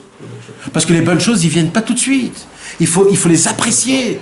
Il faut se languir. Et eux, ils étaient là, ils n'avaient pas le temps. Alors viens, on fait un petit veau d'or. Il dit Rabbi Nathan, s'ils auraient attendu, il n'y aurait rien qui serait passé. Il n'y aurait pas la destruction des temples. Il n'y aurait pas le veau d'or. On aurait reçu une Torah que jamais on oublie. Tout. Le seul problème qu'ils avaient, c'est qu'ils n'avaient pas la force d'attendre. Comme Adam Arishon. Mais c'est le but. Tout, c'est ça. C'est le brave aussi qui a chauffé. Nahon, ça, En Maloma, Bevadaï. C'est eux, Beikar, qui sont tombés. Mais après tout, Lama Boshesh Moshe. Pourquoi Moshe est en retard? Mais mon frère, dans le service divin, ça prend du temps. C'est pas comme ça que ça fonctionne. Alors toi, tu as appliqué 2-3 fois ce qu'il a dit Rabbeinu, c'est fini. Je voyage à Ouman. Je fais Idbo des doutes. J'essaye d'être Bessimcha. Je fais ce qu'on m'apprend. Et voilà, ça fonctionne pas. Mais quoi? Mais tu crois que quoi? Mon frère, c'est des choses que ça prend du temps. Ça prend du temps. Même les maladies prennent du temps. Même quand tu fais une diète, comment on dit, un régime. Aujourd'hui, toutes les pires se moquent, c'est en 3 mois, tu perds 10 kilos. Genre, le mec, il adore, ce qu'il veut voir, c'est les résultats. Combien de kilos je perds en combien de temps? Exactement. C'est très grave. Les gens se mettent en danger de vie et de mort. Pourquoi? Parce qu'ils n'ont pas le temps de prendre leur temps dans les choses. On ne fait pas attention. On ne fait pas attention. Un jour, j'ai lu un Mahamar. On en a déjà parlé de ça. J'ai lu un Mahamar d'un grand Talmid Chacham, à Bnei Brak. Un grand Talmid Chacham. Il a écrit un Mahamar très fort. Il a écrit un Mahamar sur le temps. Et là-bas, sur plein de choses, il donne une parabole. Il dit, venez, on rentre dans le corps d'une mouche. Une mouche, elle vit combien de temps? 24 heures. 24 heures, elle vit une mouche, pas plus. Après 24 heures, elle perd ses ailes, elle reste à marcher, après elle meurt. Donc s'il y a une mouche qui vous embête, sachez que c'est que pour 24 heures. C'est comme le papillon alors, la bouche. Ouais, mais le papillon, il évolue. Donc d'abord, déjà, voilà, la mouche, c'est un petit ver de terre et après, tout de suite, il devient une mouche, après, c'est fini. Donc la mouche vit 24 heures, d'accord? Ok. Quand une mouche, elle vole. Et quand une mouche, elle vole et elle se met sur un arbre. Et qu'il y avait une pomme sur l'arbre. Et que la pomme, bon, elle tombe et elle atterrit par terre. Si nous, on la voit, on fait pas attention. Bon, pomme est tombée. Il dit, mais pour la pomme, c'est pas pareil. Il dit, pourquoi? Parce que pour la pomme, c'est à peu près 30% de sa vie, la pomme qui tombe. Donc faites rentrer notre vie à nous, on va dire 70 ans, en équivalent de une heure, d'une journée d'une mouche. En fait, quand la pomme, elle tombe, c'est à peu près 30 ans. Donc, c'est machma outil. C'est plus pareil. Pour elle, une pomme qui tombe, ça marque 300 pages de sa vie. Et comment elle le voit? Pas de notre manière. Et comment elle l'entend? Pas de notre manière. Puisque elle concentre 70 ans en une journée. Donc quand elle voit la pomme, elle voit un truc rouge, brillant, exceptionnel, qui est énorme, parce qu'une pomme devant une mouche, et elle voit un truc énorme qui est plus grand qu'elle 15 fois, et qui tombe de l'arbre. Et que quand elle tombe, elle a ses façons de comment se balancer, et que ça prend son temps, elle le voit d'une manière très lentement. C'est 30 ans. 30 ans. 30 ans, vous savez ce qui se passe en 30 ans? L'histoire qu'une pomme tombe d'un arbre, c'est 30 ans. Il dit, la Torah, le monsieur il dit comme ça, la Torah nous demande de voir le monde à travers même la mouche, et à travers tout. Le problème, c'est qu'on ne fait pas attention à ces choses-là. Combien on perd? Il a dit le Baal Shem Tov, combien on voit avec nos yeux.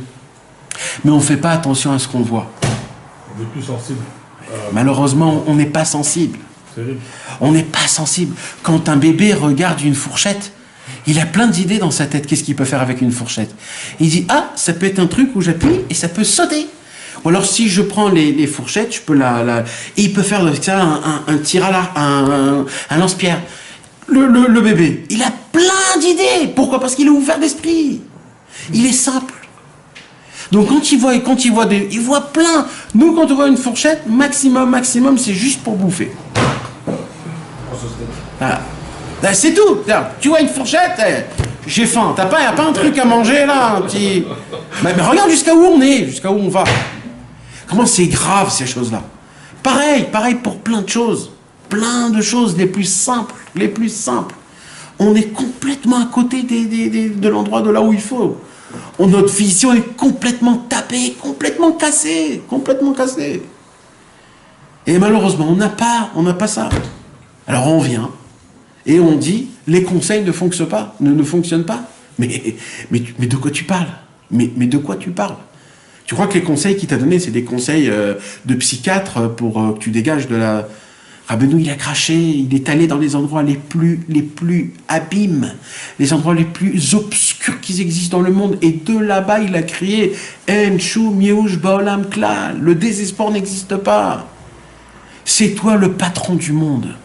Le monde change par rapport à ta volonté, par rapport à comment tu raisonnes, par rapport à comment tu veux que ça bouge. C'est ça, mes amis, c'est ça le vrai, le Emet le Hamito. On peut envahir le monde avec un petit peu de volonté, en regardant les livres, en essayant d'appliquer. Et si j'arrive pas à appliquer, ben je vais re-appliquer, et encore. Pourquoi Kadosh Baruch Hu nous a donné 70 ans de vie? Parce qu'en 70 ans de vie, normalement, c'est comme ça notre durée de vie pour faire quelque chose dans ce monde-ci. Alors toi, tu veux en un mois devenir un tzaddik? Dieu, il t'a donné 70 ans. C'est pas parce que tu peux devenir un tzaddik en un mois, c'est parce que pour devenir un tzaddik, ça prend 70 ans, mon frère. Tu ne peux pas être un lambda en 2 ans parce que tu as étudié 2 ans dans un kollel ou tu as étudié 10 ans dans un kollel. Tu peux rien être. La semaine dernière, j'ai vu ce que c'est la Hagdara. Vous savez, il y a plusieurs niveaux dans la définition. Il y a plusieurs niveaux. Il y a Amaharetz. Il il y a Balébat, Balébatim, il y a Avrer, Talmid Chacham, et... Non. Et ça s'arrête là, Talmid Chacham. Et là-bas, il donne à peu près la définition, le Rambam de chaque chose. Et là-bas, il dit, c'est quoi un Balébat? Un Maharetz, c'est un homme qui connaît rien. Un Maharetz. Mais il applique Torah au mitzvot comme il a reçu de ses parents, et il continue à faire... et il entend de temps en temps un cours de Torah dans la semaine. Ça s'appelle un Amaharetz. Après, il y a un Balébat. C'est quoi un Balébat? Des Balébatim, c'est des gens qui étudient un petit peu, mais qui travaillent aussi. Alors aujourd'hui, c'est ça l'Agdara, d'étudier et de travailler. Et apparemment, les Balébat, aujourd'hui, ils étudient une demi-heure, maximum 1 heure, et toute la journée, ils travaillent. D'après le Rambam, un Balébatim, c'est de travailler 3 heures et d'étudier 8 heures. Mais non, mais tu t'imagines que le Rambam, c'est un posek? Tu peux pas dire, lui, c'était un tzaddik, parce qu'il a été posek dans la halakha. Tu t'imagines la folie? C'est pas un chassid qui te dit, ça c'est un posek qui te dit. Mais regarde où on est. On fait même pas le contraire. Ça veut dire aujourd'hui. Non mais écoute.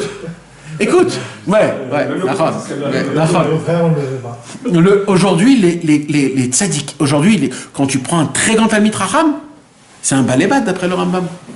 C'est un balébat. C'est un péléplaïm, ce truc. Et on parle de Talmid Chacham. Oui, lui, c'est un grand Talmid Chacham. Mais de quoi vous parlez, les gars? Mais vous êtes loin de tout, vous connaissez rien, vous savez même pas de quoi on parle. La Torah nous a donné des indications autres de ce qu'on croit. Donc personne ne peut dire les conseils du tzaddik ne fonctionnent pas. C'est impossible, ça. Et la troisième chose, la promesse du tzaddik. Alors sur ça, mes amis, il y en a tellement à parler, mes amis. La promesse du tzaddik.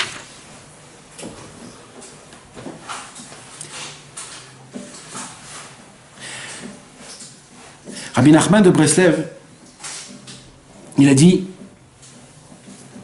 chaque conseil que je donne, c'est bien pour l'homme maintenant, c'est bien pour l'homme pour le futur, c'est bien pour ses enfants, c'est bien pour tout son héritage, ça fait du bien à ses parents et ses ancêtres qui sont enterrés, c'est bien pour lui quand Mashiach viendra, Le'atid Lavo, Triat Ametim et Olam Haba.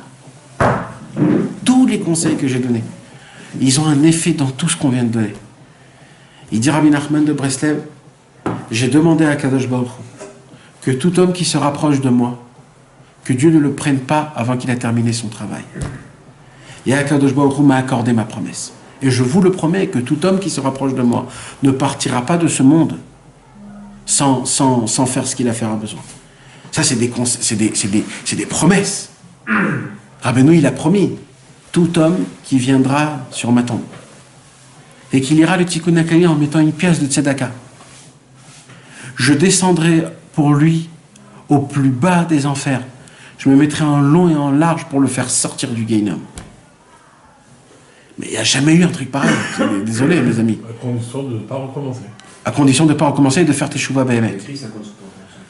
À condition de faire teshuva. Le monsieur, il vient, il fait teshuva behemet. Le tzaddik, il fera tout en sorte que tout se passe bien. Où on voit des promesses pareilles. C'est des promesses, c'est une haftara, c'est pas stam. Alors il y a des gens qui disent, ouais, écoute mon frère, ça fait 30 ans que je vais à Jaouman, et ben je suis resté le même imbécile. Alors, où ils sont les promesses du tzaddik? Où ils sont? Rabbi Nachman, il a promis. Rabbeinu, il a dit, ma lachem lidog. Me'achar shani olech lifnechem. Pourquoi vous vous tracassez puisque je marche devant vous? Je vous trace le chemin. Je vous crée votre passage. Je conquis des chemins et vous marchez devant. N'ayez pas peur, je marche devant vous. C'est pas vous qui vont conquérir des chemins, c'est moi qui va conquérir le chemin. Rabbeinu, il s'est engagé à la création du monde. Akadosh Baruch Hu n'a pas voulu créer le monde parce que l'ange de la vérité est venu et il a dit les hommes vont être des Réchaïm. Et il y a un tzaddik qui est venu chez Hachem et il a dit moi je me prends en garant que tout l'homme Israël fera teshuva. Et Dieu lui a dit, comment tu te portes garant? C'est quoi tes garanties? Et là, il lui a fait montrer le Likutei Moharan, le Likutei Halachot, le Likutei Tfilot. Et il dit, c'est ça mes garanties. Elle dit, alors ok, on construit le monde. C'est des garanties, c'est des promesses. Le tzaddik, il s'est engagé, il a promis des promesses. Il n'y a aucune question, chas v'shalom, de dire qu'il s'est trompé, Rabbi Nachman. Personne au monde dit une parole pareille. Au monde. Tout le monde sait que tout ce qu'il a dit et tout ce qu'il a fait, ça a été grandiose, plus que grandiose. Que c'était quelque chose qu'on ne peut même pas s'imaginer. Personne dit que c'est un menteur. Personne dit que ce qu'il a dit là, c'est faux. Tout le monde sait que tout ce qu'il a dit, c'est des paroles de vérité, des paroles de sagesse et des paroles de cœur. Alors quand il s'avance et qu'il dit des paroles pareilles, alors il faut savoir. Rabbi Nachman, il a dit, même mes gens qui sont en marloquette contre moi, ils disent, ou c'est un tzaddik exceptionnel, ou c'est un rachat exceptionnel. Chas v'shalom. Et comme rachat exceptionnel, on sait que c'est pas, parce que personne au monde a eu une pensée pareille, donc c'est un tzaddik exceptionnel. Ce qu'il a dévoilé, c'est que pour nous. Donc cet enfant-là, l'enfant du marchand, il vient chez son père. Et il dit, papa, tu es vieux, je suis jeune. Et tes conseillers, tes hommes de confiance, ne font pas attention à moi. Alors donne-moi un bateau et de la marchandise pour que j'aille faire mes travaux. Le tzaddik, quand il entend ça, il est complètement peiné. Il dit, mais qu'est-ce qui lui arrive à celui-là, avec tout ce que j'ai fait pour le rapprocher? Il dit que je suis vieux, en fait, c'est lui qui est vieux. Et il dit que c'est un jeune, ça veut dire que c'est un adolescent qui ne connaît pas les valeurs, c'est un têtu, etc. Et il dit que mes conseillers sont pas assez... Il ne fait pas attention à lui. Mes conseillers ne font pas attention à lui. Les conseils, mes élèves, les promesses, c'est que pour eux. C'est pour moi. Moi, j'ai besoin de ça. Moi, j'ai pas besoin de ça. Rabbeinu, il a dit, je ne suis pas descendu pour moi. Je suis descendu que pour vous. Moi, j'ai rien à faire dans ce monde. Il a dit, Rabbeinu, j'ai rien à faire. Je suis bénévole dans ce monde-ci. Je suis bénévole. Je suis descendu bénévolement. J'ai dit, Hachem, c'est bénévole. Hein. Tout bénévole. C'est juste pour le Ham Israël. Et c'est son travail. Comment un homme, il peut oser dire, ouvrir sa bouche? Mais comme on a dit, Bederer Shada Moler, Molechinoto.